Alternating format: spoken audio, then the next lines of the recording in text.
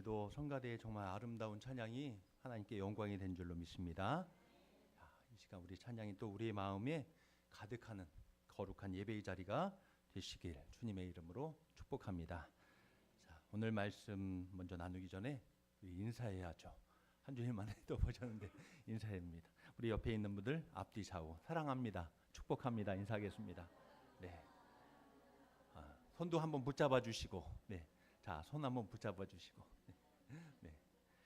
그래요. 늘 그리스도의 은혜와 사랑 가운데 하나 될 수 있는 우리 사석교회, 우리 믿음의 거룩한 성도들이 되시기를 주님의 이름으로 축복합니다. 네. 계속해서 우리가 하나님의 뜻을 이루어가는 성도라는 말씀으로 함께 나누고 있는데, 오늘은 야고보서 말씀을 가지고 낮아질 때 이루어지는 하나님의 뜻이란 말씀으로 함께 귀한 영적 교훈과 은혜를 나누기 원합니다. 사람은 누구나 자기 인생에 대한 그림을 다 가지고 살아가고 있습니다. 그렇죠? 여러분 그림이 있어요, 없어요? 마음속에 나는 나 살 만큼 살았어. 나 이제 그런 거 없어. 아니에요. 네. 아무리 70이 되시든 80이 되시든 올해는 내가 이렇게 살아야지. 마음속에 여러분들 다 그림이 있을 거예요. 네. 난 이렇게 살고 싶어. 난 이런 사람이 되고 싶어. 나는 올해 이런 길을 걷고 싶어. 다 누구나 그런 마음의 그림들이 있습니다. 그런데 한번 지나온 삶을 한번 잘 되돌아 한번 보시기 바랍니다. 그럼 바로 알게 돼요. 우리가 계획한 대로 살아오셨나요? 아니면 그렇게 되지 못하셨나요? 내가 계획한 대로 지금까지 여러분 살아오셨나요? 그럼 성공한 인생인데. 네. 근데 우리는 때로 내가 계획한 대로 살지 못하더라고요. 나 이런 사람이 되고 싶었어. 하는데 그렇게 되지 못했어요. 제가 어렸을 때 꿈이요. 찬영이만 할 때 꿈이요. 너 뭐 되고 싶어? 그러면 저는요 장군이 되고 싶어요. 그랬습니다. 군대의 장군. 네. 근데 지금 뭐 하고 있습니까? 여기서 목회하고 있더라고요. 꿈대로 안 되더라고요. 네. 그래요. 우리는 내 계획대로 앞으로 또 보면은 살아가지 못할 그 순간도 반드시 만나게 된다라는 것입니다. 올해 내 꿈은 이거예요. 근데 올해 지나고 나서 한번 내 자신을 돌아보면은 물어보세요. 정말 올해 내 목표를 세웠나? 이루었나? 보면은 아니에요. 그렇지도 못해요. 이게 아쉽고 저게 아쉽고 여기에서 막히고 저기에서 막히고 그럴 때가 참 많다는 것입니다. 그때 우리는 자연스럽게 이런 질문을 하게 됩니다. 내가 어디로 가야 합니까? 라는 것입니다. 하나님, 내가 어디로 가야 합니까? 우리는 종종 하나님의 뜻을 마치 인터넷에서 자료를 찾듯 알고 싶어 할 때가 참 많아요. 네. 갈림길을 만났을 때 왼쪽인가요? 오른쪽인가요? 예. 알고 싶어 해요. 그리고 이 길이 맞습니까? 저 길이 맞습니까? 그렇게 분명하게 알고 싶어요. 그런 정보와 자료를 통해서. 하지만 성경은 하나님의 뜻을 그렇게 설명하지 않습니다. 그렇게 보여주지 않습니다. 자, 길 갔는데 갈림길이 나왔어요. 그때 하나님 오른쪽입니까? 왼쪽입니까? 물어봐야 되나요? 그때 뭘 찾아야 돼요? 이정표를 찾든지 뭘 찾아야 되죠? 몰라요. 말했는데 그때 빨리 지도 보면 되잖아요. 그냥 핸드폰 피하고 지도 보면은 이 길이구나 알 수 있어요. 거기에서 뭐 하나님 어느 길이 맞을까요? 아니에요. 근데 우리는 우리의 삶 속에서 그렇게 찾을 때가 참 많더라고요. 어떠한 정보나 자료, 지식적인 정보보다 하나님께서 찾으시는 것은 그 사람의 모습, 그 사람의 상태를 먼저 말씀해 주시는 것을 우리가 알 수 있습니다. 어떤 사람이 하나님의 뜻을 이루어갈 수 있는 사람인가? 어떤 마음이 하나님의 뜻을 담을 수 있는 사람인가? 먼저 그 마음의 모습들, 그 상황과 그 마음의 틀을 보기를 원하신 줄로 믿습니다. 네. 우리가 읽은 야고보서는요, 그 핵심을 아주 강하게 그리고 매우 현실적으로 우리에게 오늘 던져주고 있습니다. 자, 오늘 말씀 중에 이런 표현이 나옵니다. 하나님이 교만한 자를 물리치시고 겸손한 자에게 은혜를 베푸시느니라. 네. 성도 여러분, 이 말씀은 단순한 생활의 교훈이 아니에요. 이것은 영적인 법칙이라는 것을 잊지 마시기 바랍니다. 교만한 자를 하나님께서 어떻게 하신다고요? 물리치시고 겸손한 자에게는요 은혜를 베푸시느니라. 영적 법칙입니다. 이것이 하나님의 뜻은 능력이 많은 사람에게 임하는 것이 아닙니다. 물질이 많은 사람, 세상에서 잘 나가는 사람, 높아진 사람, 권세 있는 사람 아닙니다. 조건이 좋은 사람에게도 이루어지는 것도 아닙니다. 하나님 앞에서 낮아진 사람, 겸손한 사람에게 하나님의 뜻이 이루어질 줄로 믿습니다. 네. 우리는 흔히 이렇게 생각해요. 내가 더 능력이 생기면, 내가 더 출세하면, 내가 더 성공하면 세상에서 하나님의 뜻을 이룰 수 있겠지라고 생각합니다. 그러나 성경은 정반대로 말합니다. 아니야, 네가 부서지고 낮아질 때 그때 내가 일한다라고 말씀하시는 거예요. 성도 여러분, 하나님의 뜻은 내 마음이 높아진 곳에서 시작되지 않습니다. 결코 그렇지 않아요. 내 마음이 높아진 곳에서 하나님의 역사는 나타나지 않습니다. 오히려 우리가 내려가는 자리, 무릎 꿇는 자리, 내 생각을 내려놓는 자리에서 하나님의 역사는 시작될 줄로 믿습니다. 그래서 오늘 말씀은 우리에게 이렇게 묻고 있는 거예요. 나는 하나님의 뜻을 알고 싶어하는 사람인가 아니면 하나님의 뜻을 이루고 싶은 사람인가라는 것입니다. 이 두 가지 질문이 비슷해 보이지만요 분명히 달라요. 하나님의 뜻을 알고자 하는 사람들은 참 많아요. 성경을 통해서 이게 하나님의 뜻이구나, 정보나 지식으로 알려는 사람은 참 많습니다. 하지만은 하나님의 뜻을 이루며 살고자 하는 사람은 많지 않다는 거예요. 말씀은 말씀이고 내 삶은 내 삶이야. 오늘 예배 드리는 것은 예배 드리는 거고 나가면은 몰라, 나는 내 마음대로 살 거야 라는 것입니다. 이루지 못합니다. 자, 이 차이가 어디에서 오는 걸까요? 겸손입니다. 바로 복종이라는 것입니다. 오늘 표현해 보면은 복종이라는 표현도 나오고 있습니다. 하나님 앞에서 낮아지는 것, 그것입니다. 자, 오늘 이 말씀을 통해서 다시금 우리의 신앙을 점검해 볼 수 있기를 주님의 이름으로 축원합니다. 자, 먼저 첫째는 우리가 나누고 싶은 것은 이것입니다. 하나님의 뜻은 어떤 사람 위에 임한다고요? 겸손한 사람에게 임한다. 따르겠습니다. 겸손한 사람. 그래, 겸손한 사람이에요. 자, 6절 말씀을 다시 한번 우리 읽어보시죠. 6절 시작. 그러므로 일러스되 하나님이 교만한 자를 물리치시고 겸손한 자에게 은혜를 주신다 하였느니라. 아멘.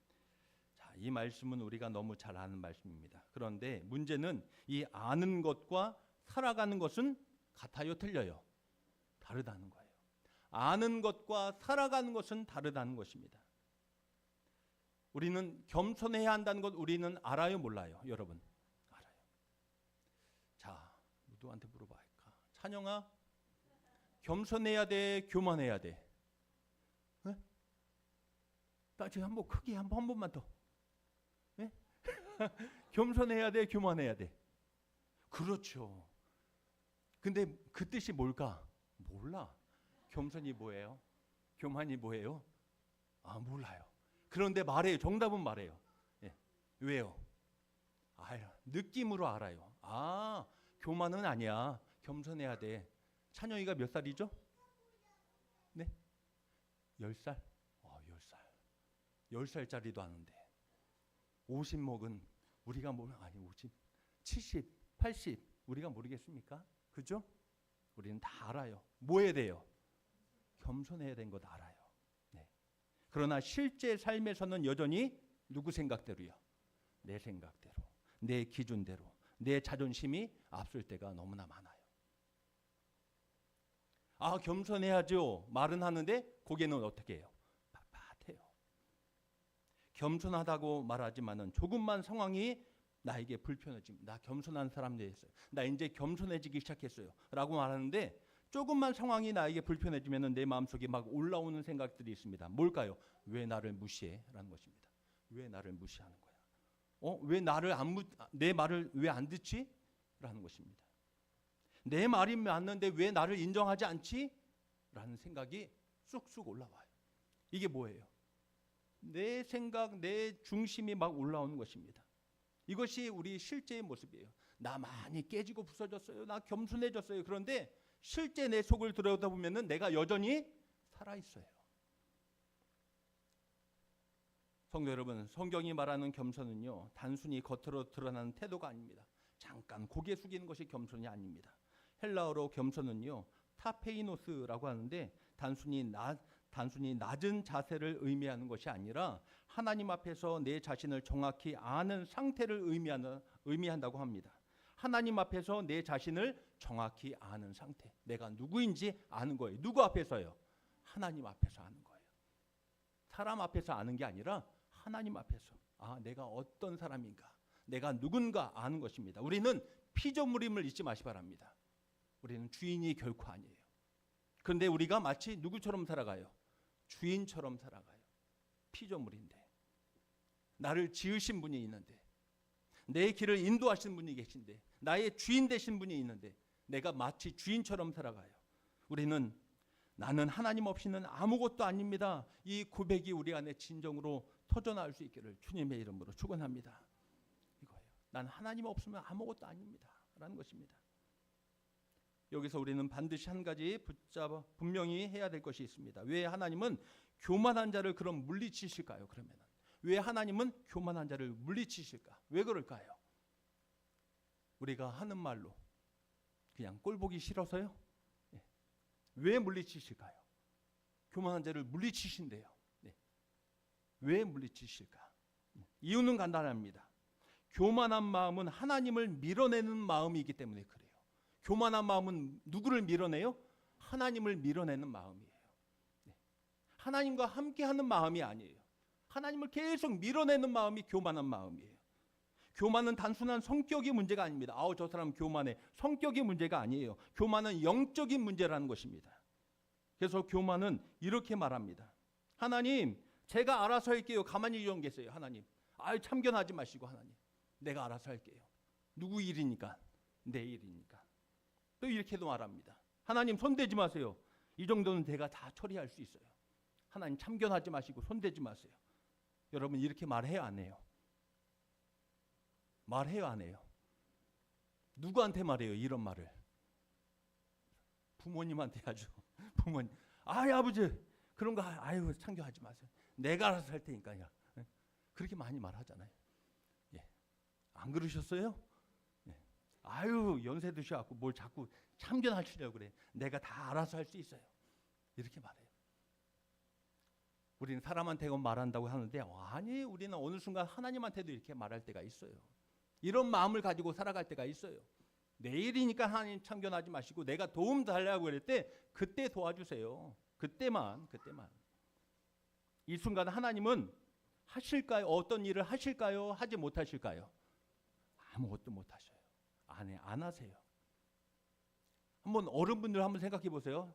우리 교회는 그런 분들이 전혀 없겠지만 자녀가 하지 마세요. 어머니 여기 그냥 신경 쓰지 말고 내가 알아서 다 할 테니까 참견하지 마세요. 그냥 가만히 계세요. 그러면은 그 부모님이 그 일을 해요 못해요? 못해요. 끼고 싶어도 낄 수가 없어요. 똑같다는 거예요. 교만한 마음은 누구를 밀어내요? 하나님을 밀어내는 마음이에요. 그래서 오늘 표현은 아주 강하게 표현하고 있습니다. 교만한 자를 뭐 하신다고요? 물리치신다라고 표현하고 있습니다. 아주 강한 어조로 말하고 있습니다. 물리치신다. 이 말은 단순히 외면한다라는 정도가 아니라 하나님이 교만한 자를 대적하신다라는 뜻입니다. 대적하신다. 그런데 조금만 더 깊이 생각해 보면은요, 이것이 굉장히 무서운 말씀입니다. 하나님이 내 편이 아니라 내 반대편에 서 계신다는 거예요. 물리치신다는 것은요, 내 반대편에 서신다는 거예요. 그 인생은 아무리 잘 되는 것처럼 보여도 결국 어떻게 끝날 수밖에 없을까요? 무너질 수밖에 없는 인생임을 잊지 마시 바랍니다. 우리는 누구와 함께 걸어가야 됩니까? 하나님과 함께 걸어가는 삶이 되시길 축원합니다. 하나님이 내 편이 되어 주시고 내가 하나님 편이 되어야 될 줄로 믿습니다. 근데 교만한 자는요, 하나님을 자꾸 밀어내요.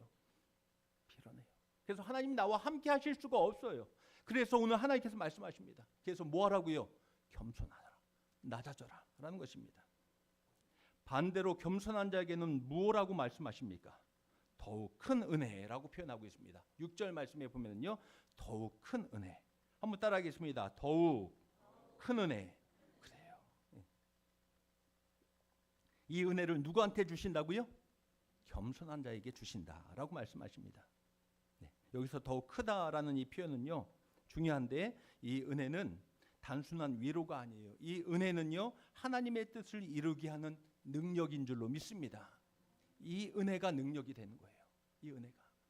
여러분, 이 시간 지금까지 우리가 살아온 것은 누구의 은혜로 살아온 거예요? 하나님의 은혜인 줄로 믿습니다. 우리 은혜라는 찬양이 있잖아요. 그렇죠? 은혜라는 찬양이 있어요. 많이 들어요. 내가 모든 걸어온 것, 내가 모든 살아온 모든 것이 은혜다. 그래요. 은혜가 곧 우리가 살아갈 수 있는 능력이 됨을 잊지 마시기 바랍니다. 우리가 하나님의 뜻을 이루지 못하는 것은요, 세상적인 능력이 없어서, 물질이 없어서, 내가 지식이 부족해서 아니에요. 뭐가 없어져 갖고요. 은혜가 내 안에 점점 사라지니까. 하나님의 은혜가 점점 사라지니까. 그런데 그 은혜가 머무는 곳은 어디일까요? 누구에게 머문다고요? 겸손한 자에게 머문다라는 것입니다. 여기서 우리가 꼭 기억해야 할 영적인 원리가 있습니다. 자, 은혜는 낮은 곳에서 높은 곳에서 어느 쪽으로요? 낮은 곳으로 흘러가는 거예요. 그래요. 낮은 곳으로 계속 흘러가는 것이 은혜라는 것을 잊지 마시기 바랍니다.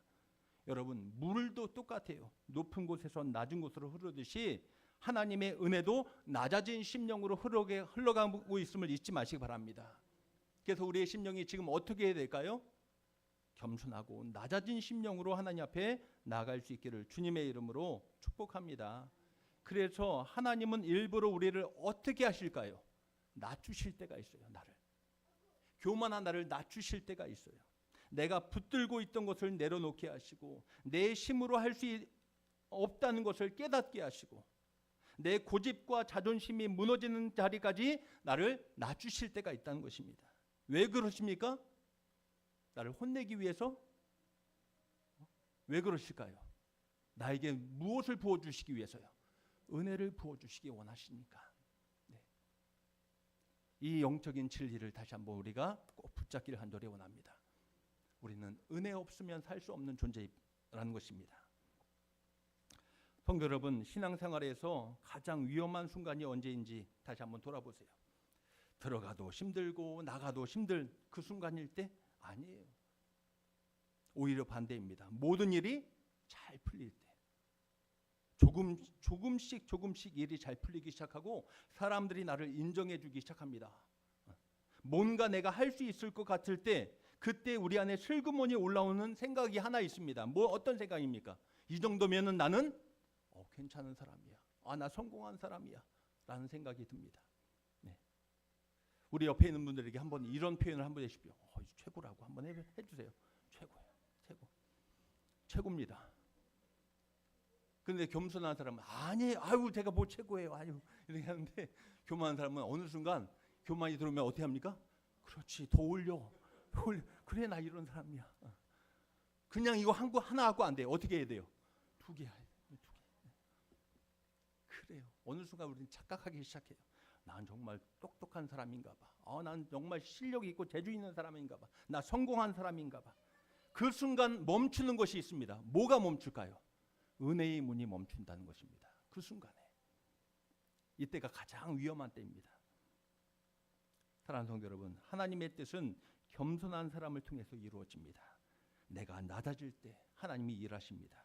내가 내려놓을 때 하나님의 은혜는 다시 흐르게 될 줄로 믿습니다. 오늘 이 첫 메시지를 다시 한번 마음속에 깊이 새길 수 있길 바랍니다. 하나님의 뜻은 겸손한 심령 위에 임한다 라는 것입니다. 혹시 지금 내 마음이 높아져 있지는 않습니까?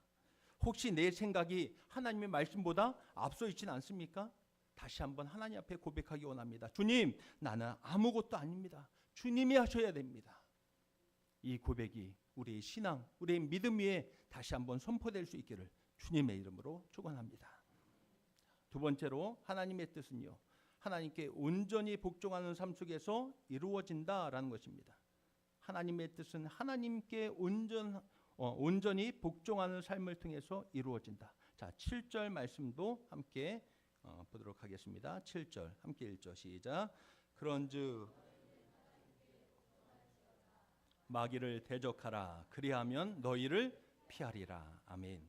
자, 여기서 복종하다 이 말은요, 헬라어로 휘포타소라고 하는데 단순히 명령에 따르다라는 정도가 아니라 내 삶의 주도권을 내려놓고 하나님을 내 삶의 무엇으로 모시는 거예요? 주인으로 모시는 거예요. 이것이 복종이에요. 하나님이 내 삶에, 내 인생에 뭐가 되시는 거예요? 주인 되시는 거예요. 주인. 이것이 바로 복종인 것입니다. 다시 말하면 내가 중심이 아니라 하나님이 중심이 되는 것입니다. 그런데 우리의 실제 모습을 보면 어떻습니까? 우리는 하나님께 순종하려고는 합니다. 그래요. 오늘도 이번 주도 순종하며 살아야지. 그런데 어떤 순종을 할 때가 많죠? 전에 한번 말씀드린 적이 있는데 어떤 순종을 하려고 합니까? 조건적 순종을 하려고 할 때가 있습니다. 조건적 순종. 한번 따라하겠습니다. 조건부 순종. 그래, 조건부 순종이에요. 누구 마음에 들어야 돼요? 내 마음에 들어야 돼요. 이건 순종할 수 있는데 이건 좀 어려워요. 하나님, 요거는까지만 내가 할 수 있어요. 근데 요건 좀 힘드네요. 조건부예요. 이 부분은 하나님의 뜻대로 하겠습니다. 그런데 어떻게 할지는 제가 결정하겠습니다. 이게 조건부예요. 겉으로는 순종하는 것 같지만 사실은 내가 여전히 누굽니까? 내가 주인 되는 거예요. 하나님은 우리의 삶의 일부분의 주인이 되신 분이 아닙니다. 전부의 주인이 되시기를 원하시는 줄로 믿습니다. 내 삶의 전부의 주인이 되시길 원하시는 거예요. 그래서 성경은 단호하게 말하고 있습니다. 뭐 할지어다? 복종할지어다. 누구께요?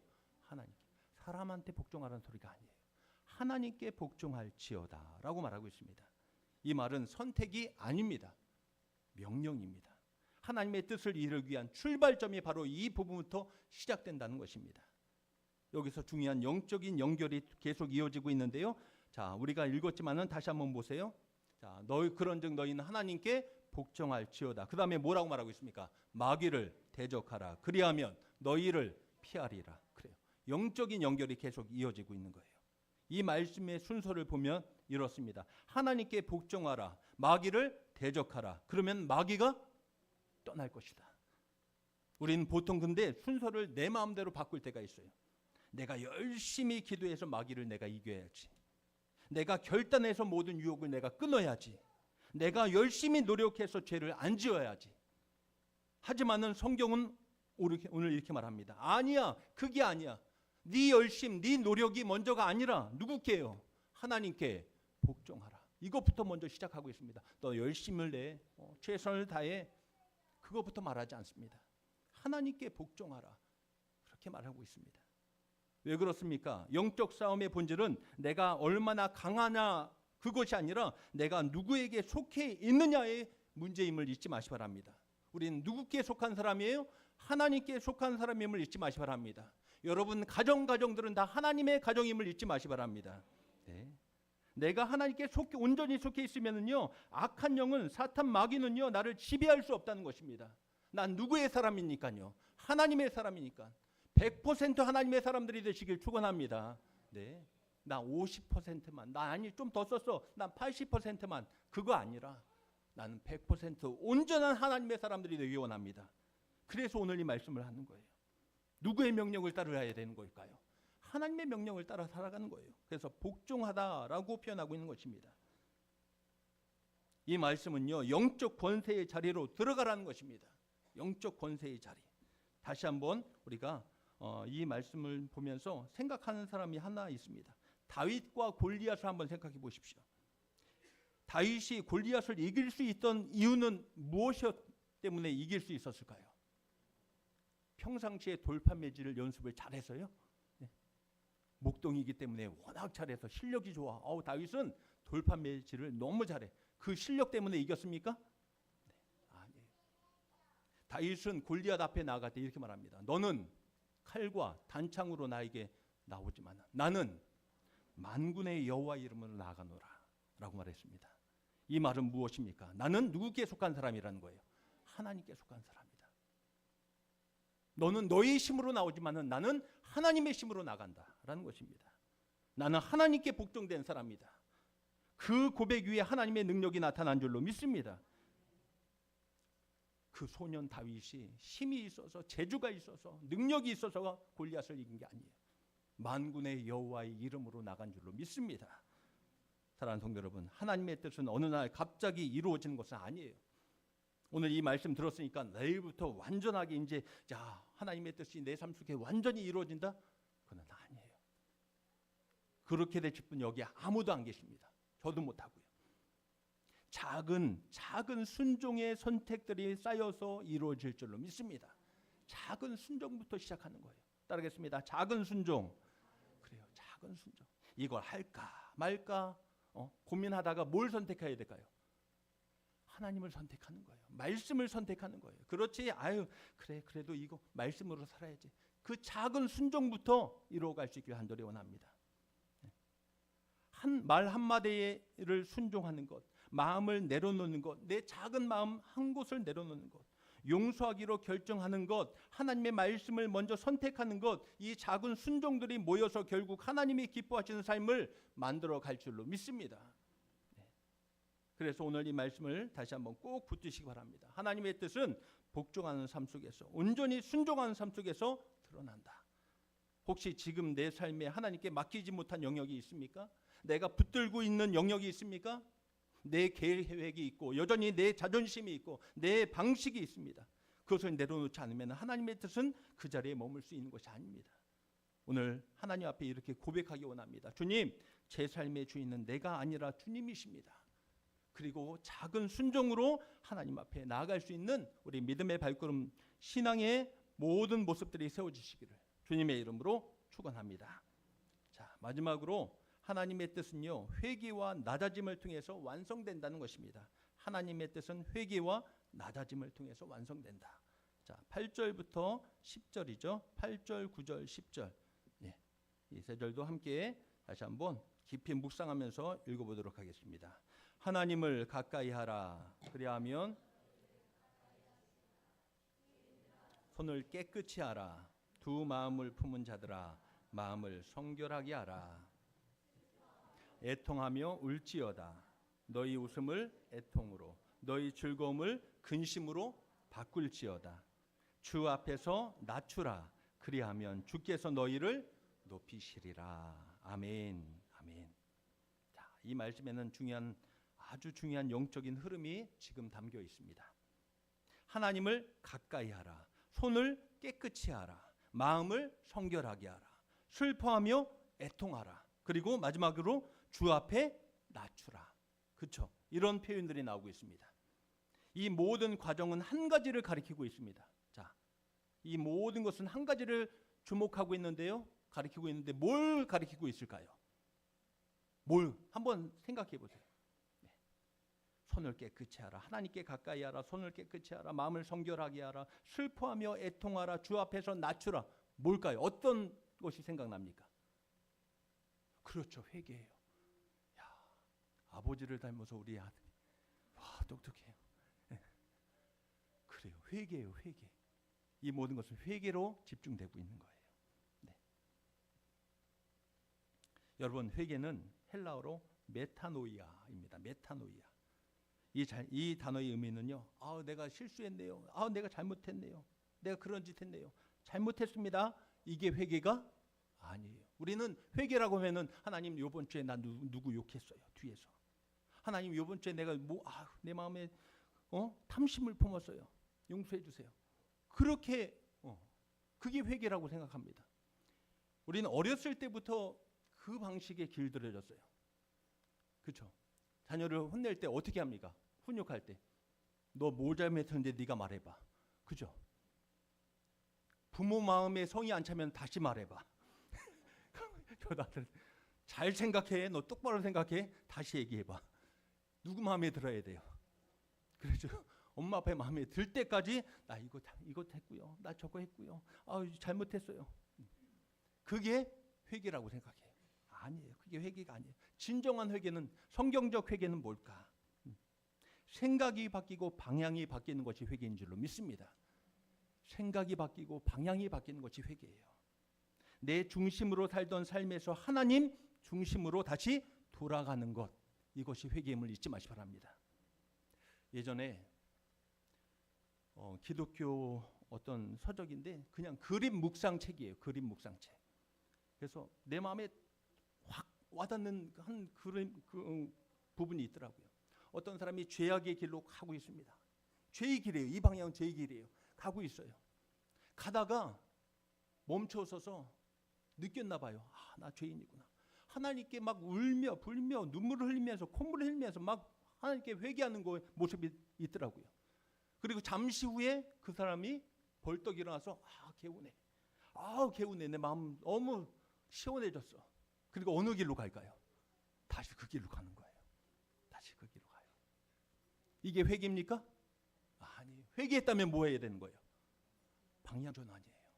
그 길로 가던 길에서 다시 돌이키는 거예요. 다시 하나님 쪽으로 가는 거예요. 이것이 진짜 회개인 줄로 믿습니다. 우리는 어때요? 하나님 이거 잘못했네요. 이거 잘못했네요. 하면서 또 나가서 또 뭐 해요? 또 해요. 또 해요. 네. 안 변해요. 방향이 전환이 안 되는 거예요. 성도 여러분, 신앙생활을 하다 보면 우리가 점점 익숙해지는 것이 있습니다. 말씀도 익숙해지고 기도도 익숙해지고 예배도 익숙해집니다. 여러분, 이 시간이 여러분의 익숙해요? 아니면은 낯설어요? 익숙하죠. 낯선 분도 있어요. 아직까지. 낯설어. 적응 안 돼. 낯선 분도 있어요.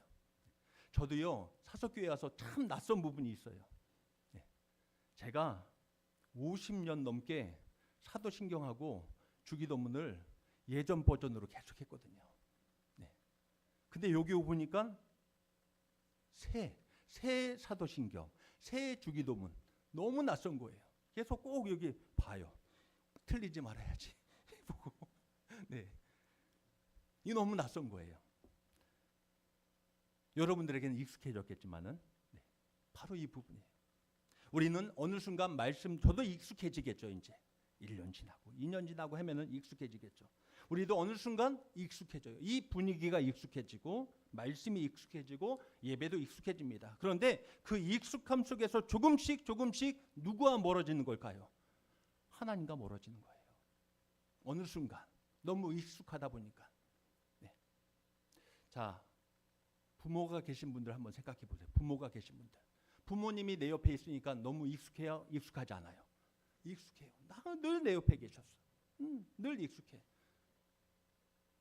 그런데 어느 순간 부모님이 이제 안 계셔요. 그러면은 그때 다시 한번 깨닫게 돼요. 나에게 내 옆에 있던 부모님이 얼마나 소중한가. 얼마나 소중한가. 제가 항상 말씀드리면서 이런 비슷한 부분이 나오면 이런 말을 합니다. 옆에 있는 분들에게 한번 말씀해 주시기 바랍니다. 있을 때 잘하자. 네. 아시겠죠? 네. 어느 때 잘해라고요? 그래, 있을 때. 네. 저도 부모님이 그래도 일찍 돌아가셨죠. 저희 아버지 어머니도 더 오래 제 곁에 계서 함께 신앙생활하면서 저를 위해서 기도 많이 해줬으면 좋겠는데 일찍 돌아가셨어요.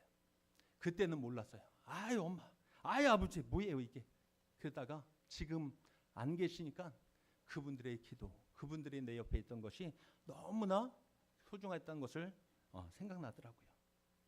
그래요. 익숙해지면은요, 그 소중함을 잃어버릴 때가 있다는 것입니다. 겉으로는 신앙생활을 하고 있지만은 내 마음은 이미 하나님보다 다른 것들에 더 가까이 갈 때가 있습니다. 그래서 오늘 야고보는 강하게 오늘 말하고 있습니다. 누구를 가까이 하라고요? 하나님을 가까이 하라. 이 말은 단순히 거리의 문제가 아닙니다. 관계의 문제인 줄로 믿습니다. 내 마음이 어디로 가까이 가느냐인 것입니다. 우리가 회개하며 더 하나님께 가까이 나갈 수 있기를 주님의 이름으로 축원합니다. 그거예요.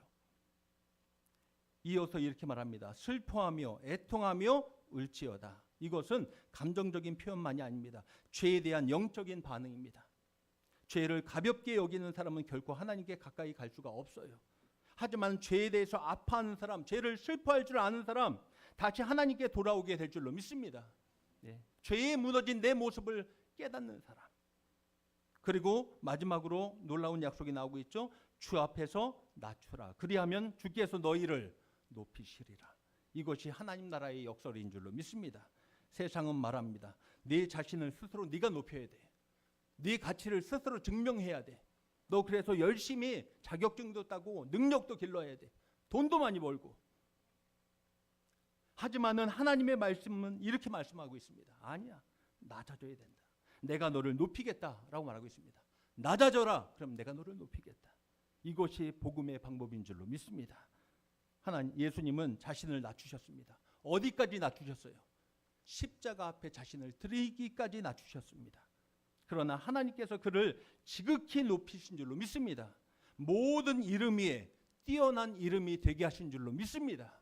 네. 사랑하는 성도 여러분, 하나님의 뜻은 겸손에서 시작되고 복종을 통해서 온전한 순종을 통해서 진행되는 것이고 회개와 낮아짐을 통해서 결국 완성된다는 것을 잊지 마시기 바랍니다.